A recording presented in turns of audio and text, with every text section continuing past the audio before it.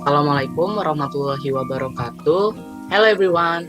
Today we from Group 3 want to share our story about Little Red Riding Hood. But before we start that, we want to introduce ourselves. First, my name is Rafli Hidayat, absent 23, as a narrator and woodsman.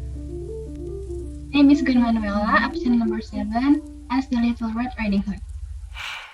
My name is Nadhira, absent 20, as Wolf. My name is Octaviana, absent 22, as grandmother and mother. So check it out.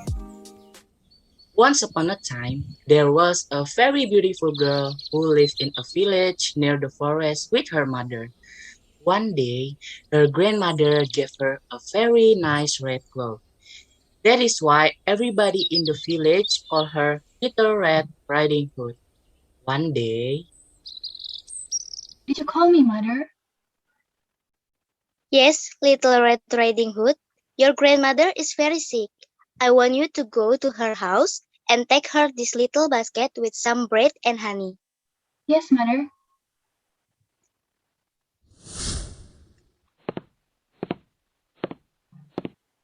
But don't stop in the forest and don't talk to strangers.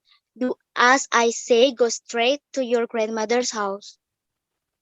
Yes, mother. Is there anything in the forest, mother? There are many dangerous things in the forest, my love. Oh, what a scary place the forest is. Little Red Riding Hood went through the forest with the little basket for her grandmother, who lived in a nearby village. Along the way, she saw many beautiful flowers in the forest. What a beautiful flowers. I will take some to my grandmother. She left the little basket on the ground to pick up some flowers, when suddenly,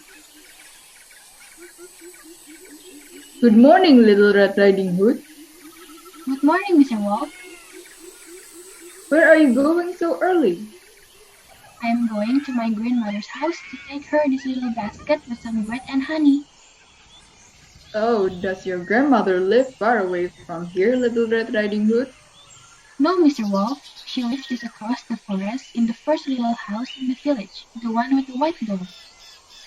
Oh well, goodbye then. And do you see that road? Yes, I do. Just follow that road and you will get to your grandmother's house. Thank you, Mr. Wolf. Goodbye. Little Red Riding Hood kept looking for flowers, disobeyed her mother who told her not to stop in the forest and to get to her grandmother's house. Meanwhile, the wolves knocked at the Little Red Riding Hood grandmother's house.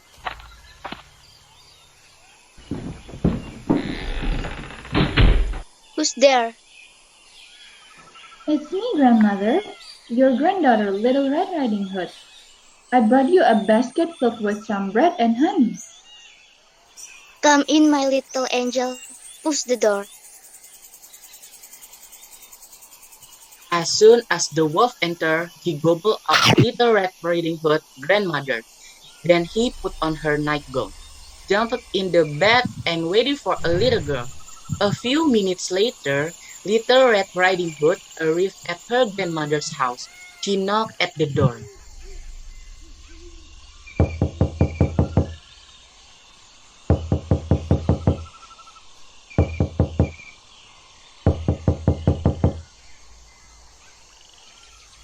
Riding Hood, I came to bring you a little basket with some bread and honey.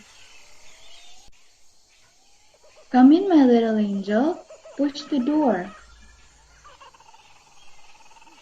Little Red Riding Hood entered the little house. She went straight to her grandmother's room, and in the bed there was the wolf dressed with her grandmother's dress.